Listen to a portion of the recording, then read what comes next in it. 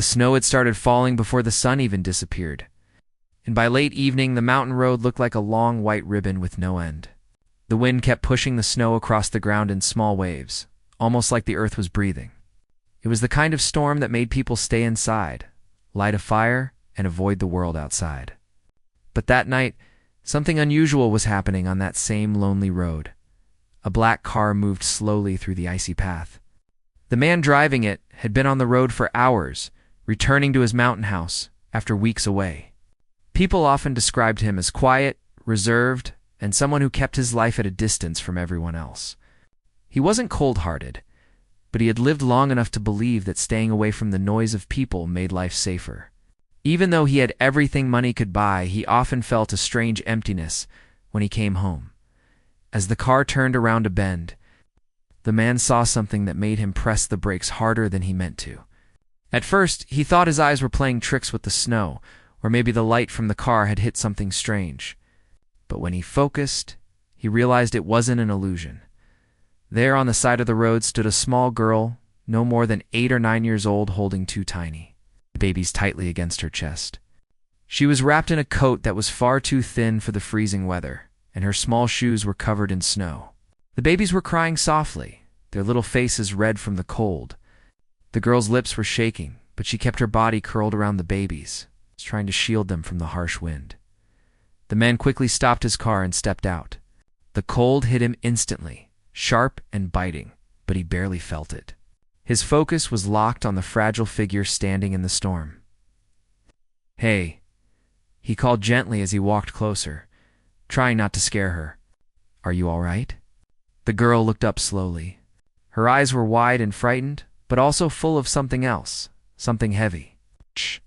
Something that made her look older than she really was. She didn't answer right away. She only held the babies tighter. "It's okay," he said softly. "You're freezing out here. Let me help you." She took a tiny step back, her boots slipping slightly on the snow.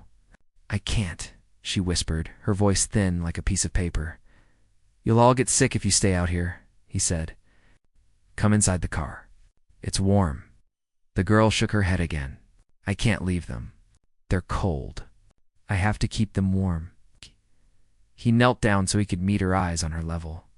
"You're doing a very brave thing, but you don't have to do it alone.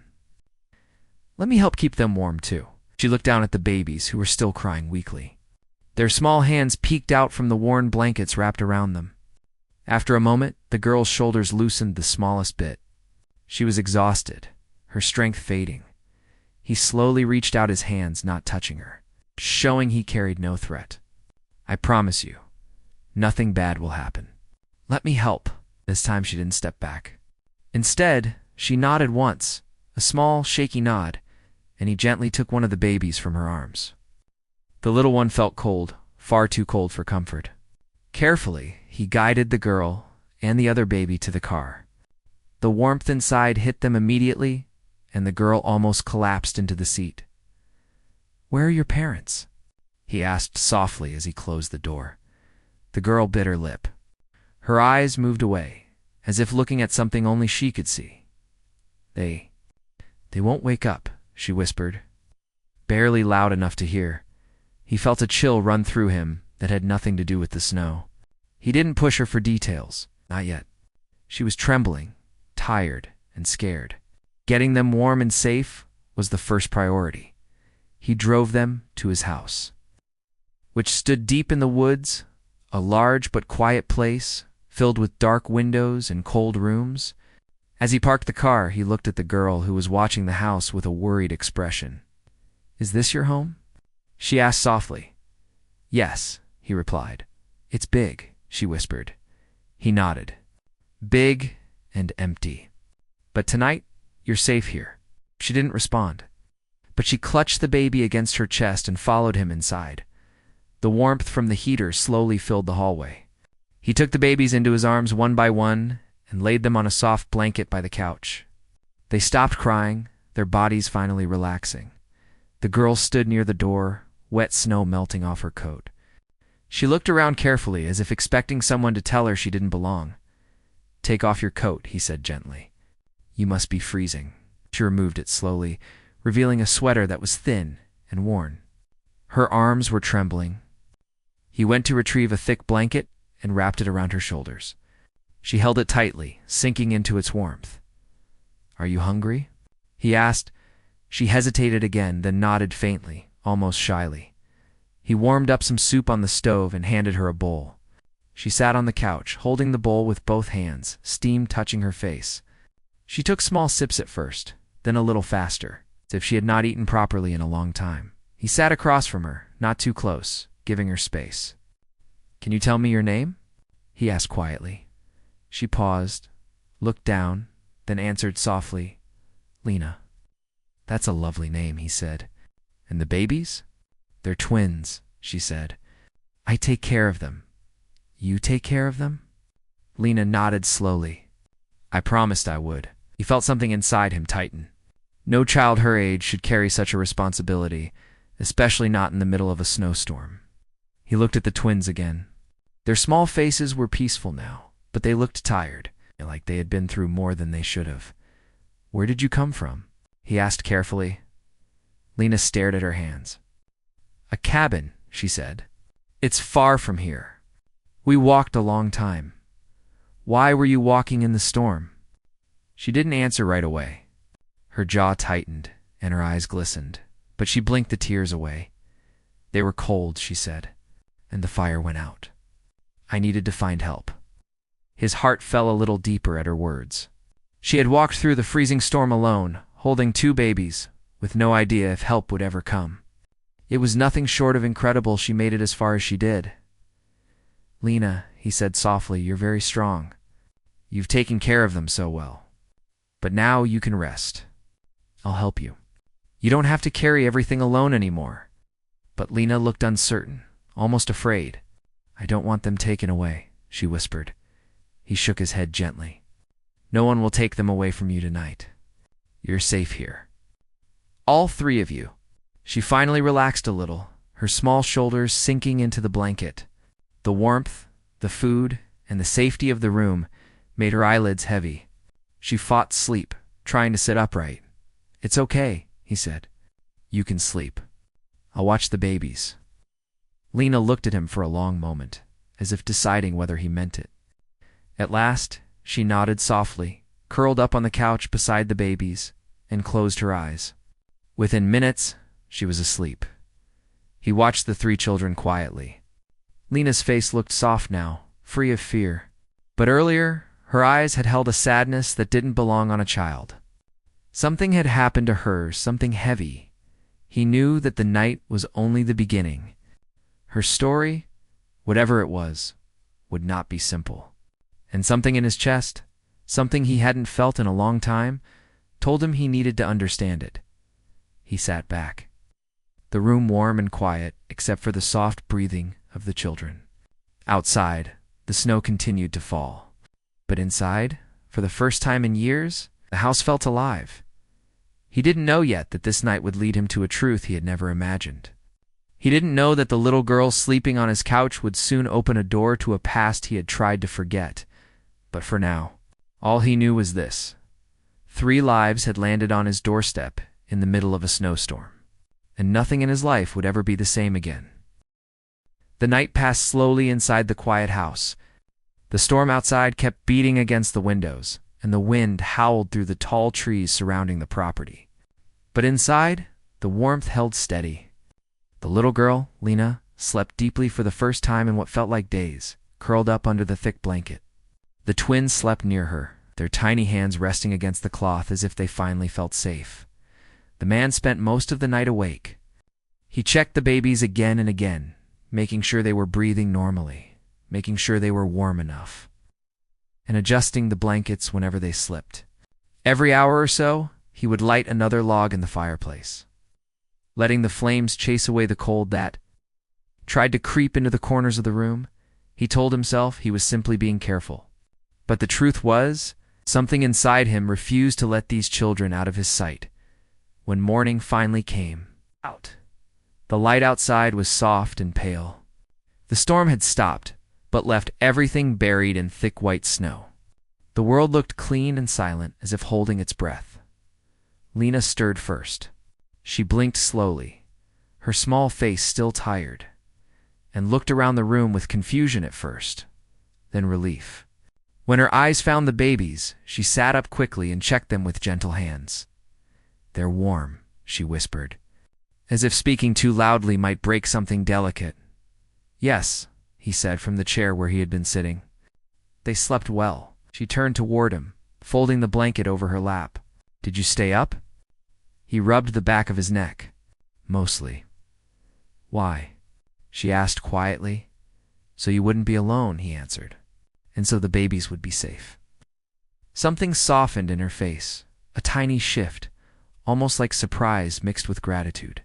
No one had watched over her in a long time. No one had stayed awake for her. He stood up. "Let me make breakfast." "You must be starving." "I can help," she said quickly, almost afraid of seeming like a burden. "You rest," he replied gently. "Helping can come later." He walked to the kitchen and started preparing food. The simple sounds of pots, pans, and running water filled the quiet house. Lena stayed on the couch, her eyes drifting around the room, taking in the tall shelves, the big windows, and the wide space she wasn't used to. Everything in the house felt too large for someone like her, but also strangely peaceful. After a little while, he came back with warm oatmeal, bread, and tea for her. Lena ate slowly at first, still shy, but then faster, as her hunger reminded her of how long she had gone without proper meals. "You can have more if you want," he said when he noticed her hesitating with the last bite. She shook her head lightly. "No, thank you. It's enough." He didn't push further. Some children learned early to take only what they thought they deserved, even if they needed more. When she finished, he sat across from her again. He kept his voice soft, his tone careful, not wanting to scare her. "Lena," he said, "I want to understand what happened last night. Can you tell me where you came from? You mentioned a cabin." Lena lowered her gaze, tucking her feet under the blanket. "It's far," she murmured, "past the woods. You can't see it from the road. Are you living there with the baby's mother?" Lena nodded slowly. "Yes." He waited for more, letting her speak at her own pace. "She took me in a long time ago," Lena continued. "I didn't have anywhere to go. And she was kind. She didn't have much, but she shared everything." Her voice softened on the last sentence, almost melting into a whisper. He felt a heaviness in his chest. "And the twins?" "She loved them," Lena said. "She tried so hard to take care of them, but she got sick. She was coughing a lot, and she didn't get better." Lena's fingers tightened on the blanket. She swallowed hard before continuing. "Last night, she couldn't get up at all. She told me to keep the fire going and keep the babies warm. I tried, I really did. But the wood ran out, and she wasn't waking up. The babies were getting colder and colder." He listened quietly, letting her take her time. "She told me." Lena paused again, blinking away tears. "She told me I had to protect them, that I should take them somewhere safe, and that I shouldn't be scared." Her lips trembled. "I didn't want to leave her, but she didn't open her eyes. So I wrapped the babies and left. I thought maybe someone would help." She wiped her cheek quickly, embarrassed. "You did the bravest thing anyone could do," he said softly. "No," she whispered. "I was scared the whole time. My hands hurt. My feet were hurting too, but I kept holding them." "That's what bravery is," he replied. "Doing something even when you're scared." Lena looked at him with wide eyes. No one had ever explained it to her like that. He leaned back slowly. "I've already called for help this morning. People are going to check the cabin. They'll make sure everything is handled properly." Lena's face tightened with worry. "Will they take the babies away?" "They're small. They need someone who knows how to hold them." Her voice cracked on the last words. "They won't take them away right now," he said gently. "You're here, and I'm here. You're not alone anymore." Lena looked down again, tears forming, but not falling. She held the blanket close, as if trying to protect the warmth she had found. A soft cry suddenly came from one of the twins. Lena immediately turned and went to them, gently lifting the smaller one. She held the baby close, rocking slowly. Her movements were natural, almost instinctive. Showing how much time she had spent caring for them, the man watched her with quiet amazement.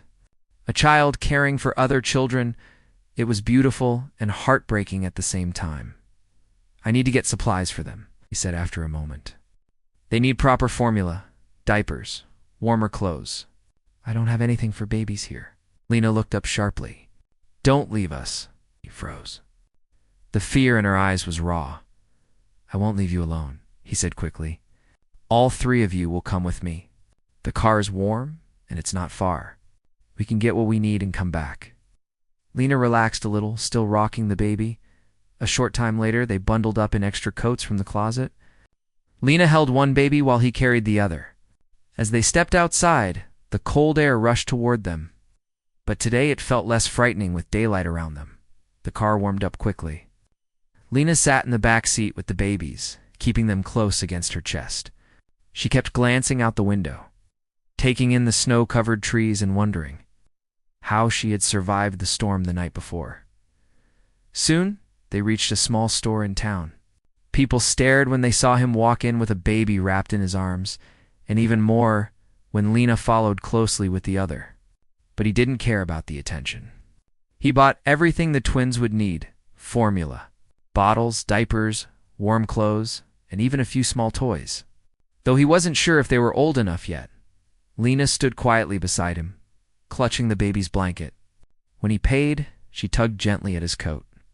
"You don't have to buy so much," she said timidly. "They don't need all that." "They need more than they've had," he replied softly. "And now they'll have it." Her eyes lowered, unsure how to respond. They returned to the house, and the warmth greeted them again. The man prepared formula in the kitchen, carefully following the instructions on the box. Lena watched, learning every step. When he handed her the bottle, she took it with steady hands and fed the baby as if she had been doing it her entire life. As the babies drank quietly, he sat near her. "Lena," he said, "you've been taking care of them for a long time, haven't you?" She nodded. "I help with everything. Their mother taught me. She said I was her little helper." He smiled gently. "You must have meant a lot to her," Lena swallowed. "She said I was like family." He didn't say anything for a moment. He understood too well what it felt like to miss family, to lose people, to be left behind. Later in the afternoon, a knock echoed through the house. Lena stiffened immediately, clutching the baby protectively. "It's okay," he said, placing a hand out toward her, not touching, just reassuring. He opened the door to a local official who explained they had found the cabin. Lena listened from the couch, her body tense. The official spoke quietly, respectful of the situation. When he mentioned the condition of the cabin and the woman who had been found inside, Lena covered her mouth, holding back tears. Even though she knew, hearing it confirmed broke something inside her. The official offered condolences and assured that arrangements would be made. He also said they would check on the children soon, to make sure they were safe. After he left, the house felt heavier. Lena didn't speak for a long time. She held the baby's clothes, her small hands trembling. The man sat beside her silently, giving her the space she needed. Finally, she whispered, "She's gone, isn't she?" He nodded. Lex's eyes filled with tears, but she didn't cry loudly. She simply lowered her head and let the tears fall quietly onto the baby's blankets. "I promised her I'd protect them," she whispered. "I don't know how to do everything, but I tried. I tried so hard." "You did more than anyone could ask," he said gently. "She trusted you because she knew you had a strong heart." Lena pressed her forehead against the baby's head, breathing shakily. "I don't want them to go somewhere else. They're all I have now." He felt the weight of her words settle deep inside him. "You're not alone anymore," he said softly. "Not as long as you're here." She looked up at him, her eyes shining with uncertainty and a small bit of hope. The house was quiet again, but it no longer felt empty. Something had changed. Something had begun. And though neither of them fully understood it yet, this fragile moment was weaving their lives together in a way that neither the storm nor the past could undo. The sun rose slowly over the mountains the next morning, casting long, soft rays across the snowy ground. Inside the house, everything was quiet. The babies were asleep again after an early feeding, and Lena was sitting near the window wrapped in the thick blanket he had given her. She watched the snow glitter under the sunlight, but her eyes were heavy, filled with thoughts far older than her age. He walked into the living room with 2 mugs of warm tea, one for himself, one for her. When he gently placed it beside her, she looked up at him with tired eyes. "Thank you," she whispered. "You're welcome," he replied. "How did you sleep?" Lena looked down at her hands. "I kept waking up, thinking they might cry or get cold." "They're fine," he assured her. "You can rest too." "I don't know how to rest," she murmured. He didn't push further.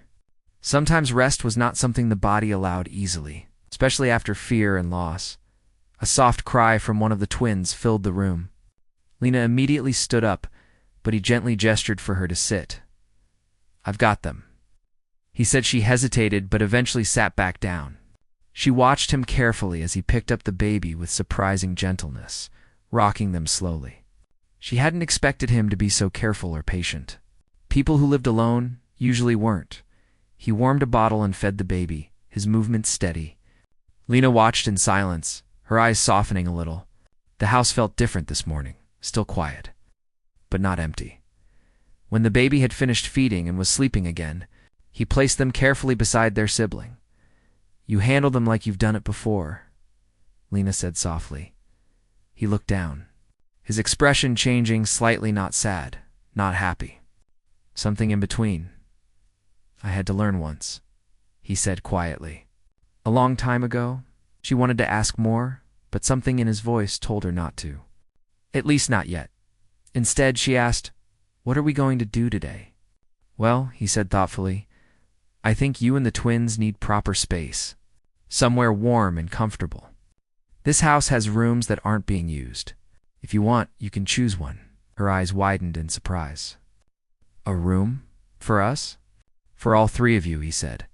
She hesitated, almost as if she didn't believe it. What if we don't stay long?" He met her eyes. "You can stay as long as you need. No rush." Those simple words seemed to shake her. She nodded slowly. He led her down the hallway, showing her rooms one by one. Most were clean but untouched, with plain furniture and empty walls. When they reached the 3rd room, a warm space with a window looking out over the snowy trees, Lena paused. "This one," she whispered. "You like it?"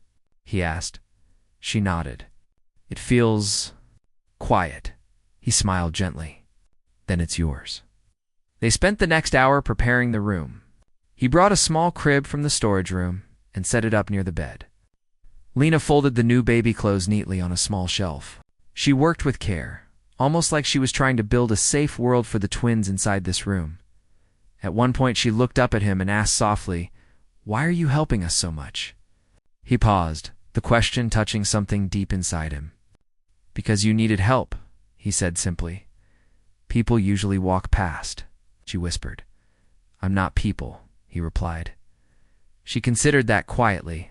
By midday, the room was warm and ready. Lena placed the babies in the crib, one beside the other, their small hands touching in their sleep. "They always do that," she said softly. "They hold each other. They're close," he said. "Like they know they're all they have," she whispered. He didn't respond, but the words stayed with him. Later, they sat in the living room again. Lena played with the small toys he had bought, gently tapping them to make soft sounds that didn't wake the twins. She didn't play for herself. She played for them. "Can I ask you something?" he said after a while. Lena looked up cautiously. "Okay? The woman who took care of you, did she ever tell you anything about your past? About where you came from?" Lena shook her head. "She said she found me near the river when I was little. She didn't know who left me there. I don't remember anything before her." He nodded slowly. The more she spoke, the more he felt a strange tightening inside him, as if her story was reaching into places he had closed long ago. Lena frowned a little. "Why are you looking at me like that?" He blinked and sat up straighter. "Sorry, just thinking." She studied his face with innocent curiosity. "You look sad sometimes." "I'm not sad," he said softly. "Just remembering things." "What things?" "Things from a long time ago," he replied. She tilted her head, her expression open and sincere. "Did something happen to you?" He looked at her for a moment. Everyone has something, he finally answered. Lena didn't push. She had learned not to press too hard on other people's pain. The afternoon passed quietly. At one point, Lena suddenly asked, "Do you have any family?" He froze. The question hit with unexpected force. "Not anymore," he answered. She nodded slowly, accepting it without asking for details. A soft knock sounded on the door later that day. He stepped outside for a moment to speak with the same official who had come before. The official had brought documents to sign, temporary arrangements, and more questions. Lena stayed in the living room, hugging herself as she watched the door. She couldn't hear what was being said, but the tone was serious. When he came back inside, Lena immediately looked at him, her eyes full of worry. Are they going to take us?" she asked. He shook his head. "Not today. They want to check on you again soon, but they know you're safe here." Lena's shoulders softened with relief. She took a quiet breath. "I don't want to go anywhere else." He crouched down, so he was on her level. "Then you won't. Not unless you want to." She nodded and looked toward the room where the twins slept. "They need somewhere stable," she whispered. "Somewhere calm. And you do too," he added. Lena didn't answer, but her eyes were watery. As evening settled in, he prepared dinner. The house filled with the warm smell of soup and bread. Lena stayed close, watching him move around the kitchen. She seemed to feel safer near him, as if the space around him held a kind of quiet she trusted. "Can I ask you something else?" she said softly. He nodded. "Of course. Why do you live alone in such a big place?" He hesitated before answering. "It wasn't supposed to be this empty. Did someone leave?" she asked gently. He took a slow breath. "Someone didn't stay." Lena lowered her gaze, sensing the sadness under his words. After dinner, the twins woke again, fussing softly. Lena lifted one and rocked them gently. He took care of the other. They moved around the living room in quiet rhythm, like two people who had been working together much longer than a day. At one point, Lena looked at him and said, "You're good with them. You don't get scared when they cry." He smiled faintly. "Crying doesn't scare me. What does scare you?" she asked. He didn't answer immediately. Instead, he looked at the sleeping babies in their arms. "Losing people," he finally whispered. Lena's eyes softened with understanding far deeper than any child her age should have. Later, once the twins were asleep again, she sat on the couch, pulling the blanket around her shoulders. "Did someone leave you too?" she asked quietly. He swallowed, the memory sharp. "Yes. And is that why you don't talk much?" A small breath escaped him. "Maybe." She nodded slowly. "I don't talk much either. I get scared I'll say the wrong thing." "You haven't said anything wrong," he said. She tucked her knees closer to her chest. "I keep thinking, everything that happened, it's my fault." He leaned closer. "None of this is your fault." "But she told me to keep the fire going," Lena whispered. "I tried. I really tried. I didn't know it would go out so fast. I didn't know she was that sick. If I did something wrong?" He shook his head firmly. "You did everything you could. You saved the babies. And you tried to save her too." "She didn't wake up," Lena whispered. Tears slipping down her cheeks, he gently handed her a soft cloth to wipe her face. "Sometimes people leave even when we love them," he said quietly. "And it hurts. But it's not your fault." Lena closed her eyes, her small body shaking with quiet sobs. She didn't cry loudly. She cried the way children who have learned to stay silent cry. He didn't touch her, didn't pull her into a hug, but he sat beside her, close enough that she knew she wasn't alone. After a long time, she finally whispered, "Why did this happen? Why did she get sick?" He looked down. "Life doesn't always give reasons, but you were there for her. That mattered." Lena opened her eyes slowly. "I miss her. I know," he said softly. After she calmed down, he walked her to the room she had chosen. The twins were lying peacefully in the crib, their tiny chests rising and falling. "Can you stay?" she asked quietly from the doorway. He nodded and stood nearby as she climbed into the bed. She watched him for a moment, making sure he wasn't leaving. "You're safe," he said. She nodded. As she drifted into sleep, he stayed at the doorway, watching over the three small figures who had entered his life like a winter storm, sudden, fierce, and impossible to ignore. He closed the door gently once she was asleep and walked back to the living room. The house was quiet again, but it no longer felt empty. In fact, it felt like something long lost had returned. He didn't know how everything would unfold, or why the sight of Lena tugged at something deep inside him, but he knew one thing: the secret he had buried in his past, the one he never spoke about, was slowly stirring awake. And somehow, he felt that Lena was connected to it in a way he couldn't yet understand. The sun had barely moved across the sky. When the children finally settled down for a short rest, the house felt warmer than it ever had before, but not because of the fireplace or the heavy blankets. It was the presence of the little girl and the two babies that changed the atmosphere, filling it with a quiet energy that the man had not felt in years. Even with everything happening around them, the house did not feel chaotic. Instead, it felt alive.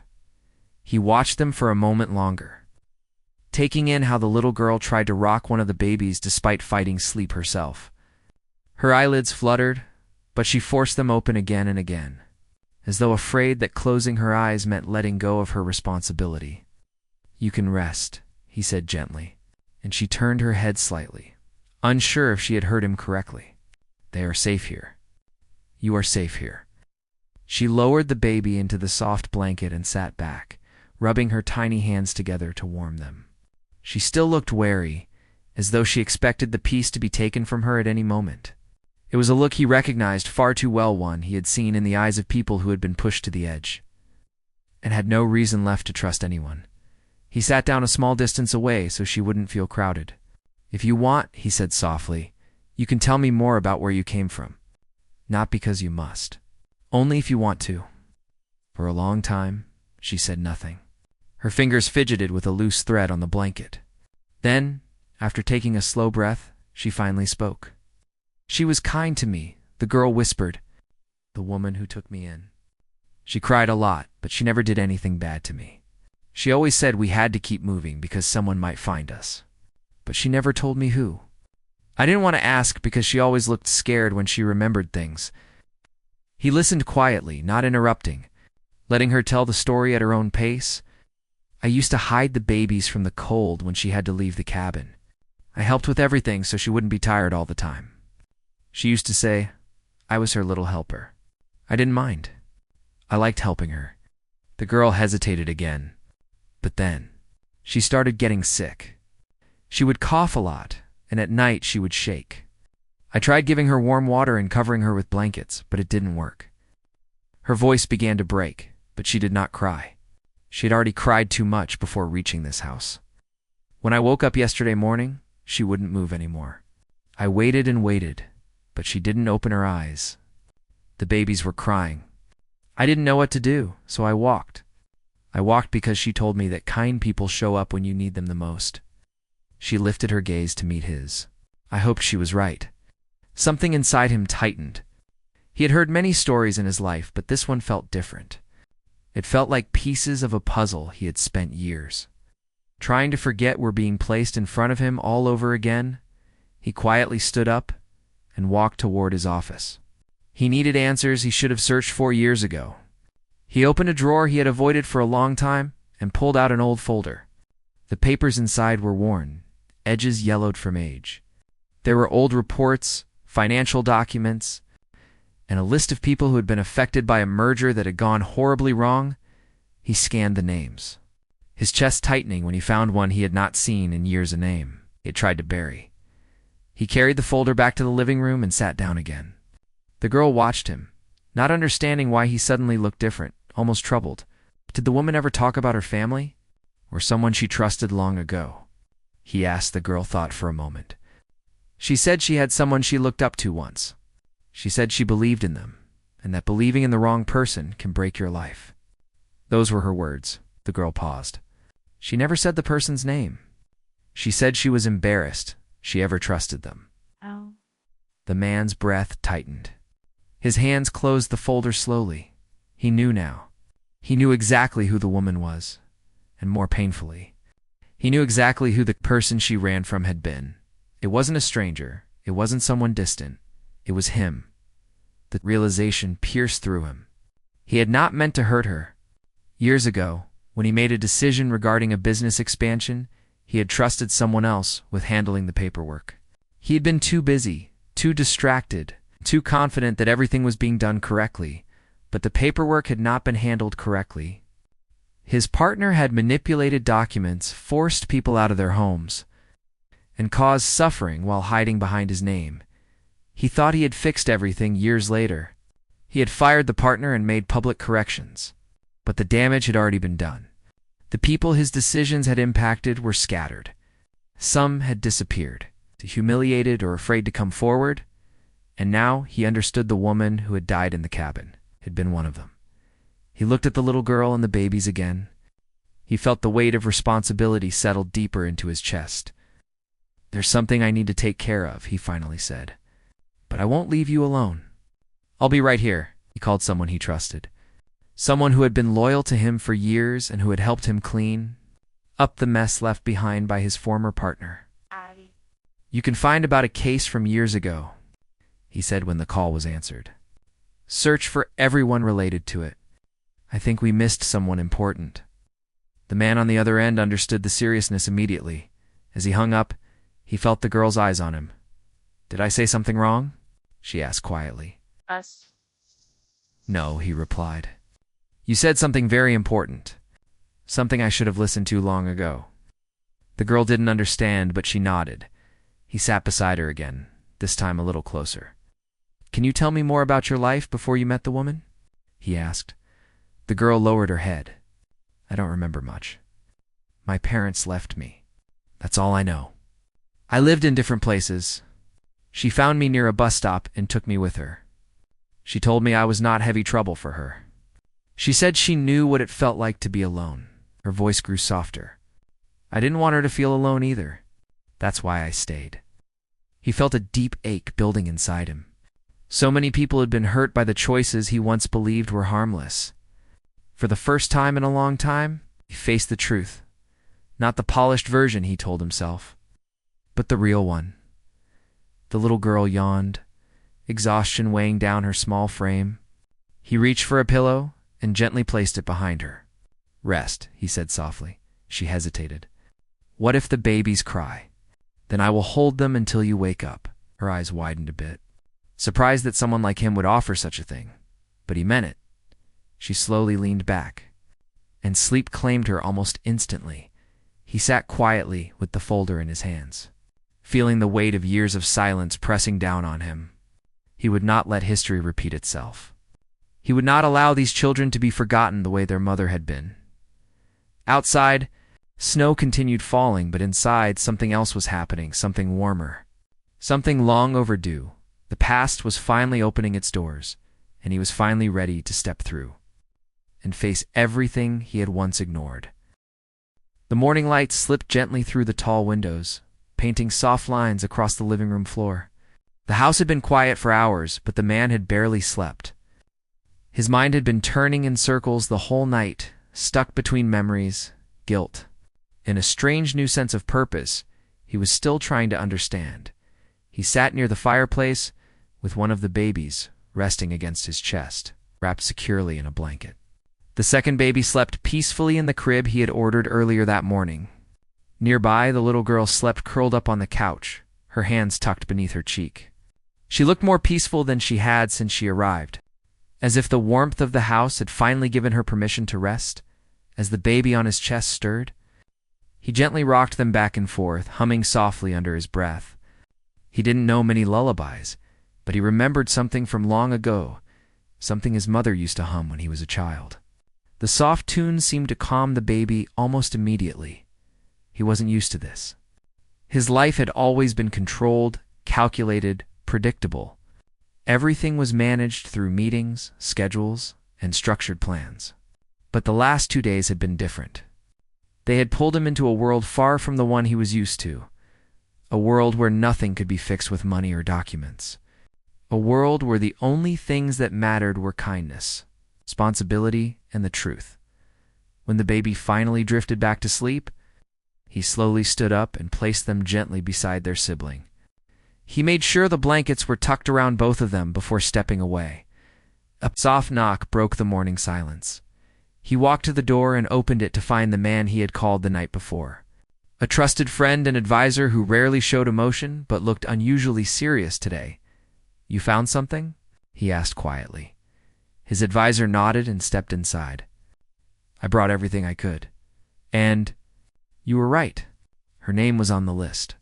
She was one of the people affected the worst." The man closed his eyes for a moment, steadying himself. He had prepared for this, but hearing it confirmed still felt like a weight tightening around his chest. "There's more," his advisor continued. "Your former partner handled her file personally. He threatened her, forced her out of her home, and made her sign documents that left her with nothing. When she complained, he shut her down using your authority. She must have thought you were the one who ruined her life." The words settled heavily between them. "Where is he now?" the man asked, "facing trial soon?" "But this case, we can add her to the list. It will strengthen everything." The man nodded slowly. "Good. She deserves justice, even if she's not here to see it." His advisor glanced towards the living room where the girl and babies rested. "What about them?" "They stay," he said without hesitation. "For now, they stay here. They have no one left, and ... I owe them more than shelter." His advisor studied him for a moment, then gave a small nod. "I'll handle the paperwork. Guardianship can be arranged, and we'll start the process of rebuilding the communities affected." The man felt a small relief wash over him. It wasn't enough to erase the past, but it was a start. After his advisor left, he walked back to the living room. The little girl had woken up and was sitting quietly on the couch with her knees pulled close to her chest. She stared at the fireplace, lost in thought. He approached slowly so he wouldn't startle her. "Good morning. Did you sleep well?" She nodded but didn't say much. Her eyes drifted to the twins. "I thought they would wake me up. They always cry in the morning," he smiled gently. "They did wake up, but I held them. You were resting? You needed it." She looked at him with surprise, almost disbelief. "You held them?" "Yes." He sat down across from her. "They're good children, and you've been doing so much for them. You don't have to do everything alone anymore." She lowered her gaze, unsure what to say. She had spent so long being responsible for things far bigger than her. Shoulders should have carried. "Found out something important today," he said. Softly, her eyes lifted. "Again, the woman who took care of you. She was hurt by someone connected to me. Not by accident, but because I trusted the wrong person. I should have known. I should have done better." The girl blinked, confused. "You didn't hurt her. You weren't there."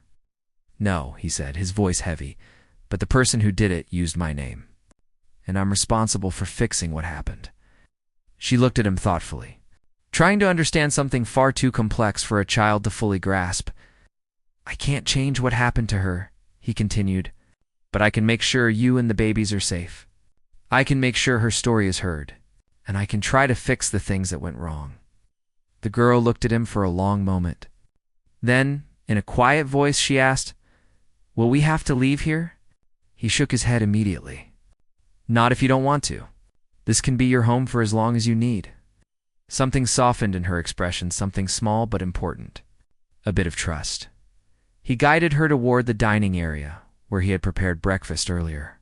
She sat down slowly, almost unsure if she was allowed to. He set a plate in front of her and she stared at the warm food as though it were the first real meal she had seen in months. "Is it okay if I eat all of it?" she asked timidly. "Yes," he said with a soft laugh. "That's what it's there for." She smiled shyly and began to eat. While she ate, he checked on the babies again. They were both awake now. One stretched their tiny arms while the other made soft noises, ready to be picked up. He carefully lifted one and held them securely. "They like you," the girl said quietly from behind him. He turned and saw her watching with a gentle expression. "I like them too," he replied. She hesitated, then asked something she had been holding inside for hours. Are we Are we going to be a family now? Her question froze him for a moment, not because he didn't want it, because the word family felt like a bridge he hadn't crossed in a very long time. He walked over to her and sat down. The baby rested comfortably in his arms. A family isn't something you rush, he said honestly, but it can be something you build. And if you want, we can start building something together. Filled with a warmth that had been missing since the day she arrived. I want that. He felt something soften inside himself too. Something that had been locked away for years. Later in the afternoon, officials arrived to gather information about the woman's passing. They spoke gently and respectfully, and the man stayed by the little girl's side the entire time. Whenever she looked uncertain, he offered a reassuring nod. After the officials left, the house grew quiet again. He walked outside for a moment, standing on the snow-covered porch. The cold air brushed against his face as he looked out at the white landscape. He thought about everything he had lost over the years: friends, trust, parts of himself he never thought he'd get back. But he also thought about the little girl sleeping on his couch, the babies bundled in blankets, and the woman who had done her best with nothing. He realized something important. This wasn't just about guilt. It was about responsibility. It was about doing what was right. It was about making. Sure, the past didn't swallow the future. When he stepped back inside, the little girl approached him with one of the babies in her arms. She looked more confident than she had that morning. They were crying, she said, but I rocked them. They like when someone holds them. He smiled. You're very good with them. She took a deep breath. I want to help. I want to be here. You are here, he said. And you're not going anywhere unless you want to. She nodded, gripping the baby a little closer. The sun dipped lower in the sky, casting a warm orange glow across the room. For the first time in years, the man felt something that had been missing: a sense of peace. He gathered the children close, sat with them near the fireplace. The little girl leaned her head against his arm. The baby slept against her shoulder, and the other baby lay peacefully beside them. They didn't look like a perfect family. They didn't need two. They looked like people who had found each other in the middle of a storm. People who had been broken in different ways. People slowly learning how to fit their pieces together. He closed his eyes for a moment, taking in the warmth around him. He knew their journey wouldn't be easy, but it would be real, and for the first time in a long time. He wasn't afraid of what came next. He opened his eyes, looked at the children gathered around him, and made a silent promise, one that had nothing to do with guilt and everything to do with love. Whatever happened, he would protect them. Whatever happened, he would guide them.